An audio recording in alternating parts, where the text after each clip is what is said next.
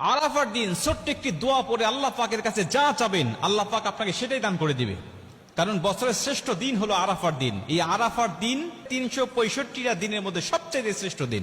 নবীজি সাল্লাল্লাহু আলাইহি ওয়াসাল্লাম বলেন, খায়রুদ দুআ দুআ ইয়াউমি আরাফা। আরাফার দোয়া হলো সবচেয়ে শ্রেষ্ঠ দোয়া। আর এই দোয়া আল্লাহ পাক কখনো বান্দাদের ফেরত দেয় না, কারণ এই দিনে আল্লাহ পাক হাজার হাজার লক্ষ লক্ষ মানুষগুলোকে আল্লাহ পাক ক্ষমা করে দেয়। আম্মা জান আয়েশা রাদিয়াল্লাহু তাআলা আনহা বলেন যে আল্লাহ পাক এই দিনে এত হাজার পরিমাণ মানুষগুলোকে ক্ষমা করে, আল্লাহ পাক এত পরিমাণ মানুষকে অন্য দিনে ক্ষমা করে না।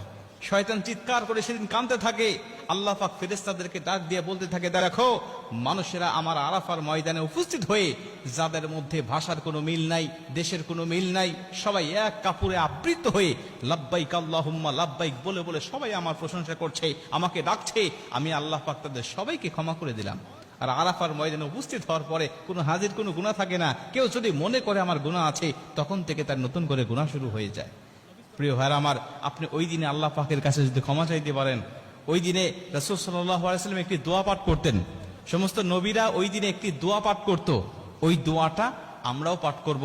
আমাদের যাদের তৌফিক হয়নি, আমরা যারা যাইনি সেখানে, আমরা নিজ নিজ দেশে থেকেও, নিজ নিজ এলাকায় থেকেও আমরা যদি দোয়াটা পাঠ করে আল্লাহ পাকের কাছে ক্ষমা চাইতে পারি, আল্লাহ পাকের কাছে কিছু চাইতে পারি, আল্লাহ পাক আমাদের খালি হাত ফেরত দিবে না, আল্লাহ পাক আমাদের দোয়াটাও কবুল করে নেবেন।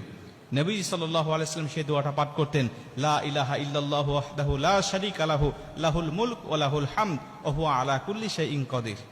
লা ইলাহা ইল্লাল্লাহু ওয়াহদাহু লা শারীকা লাহু লাহুল মুলক ওয়া লাহুল হামদ ওয়া হুয়া আলা কুল্লি শাইইন কাদির।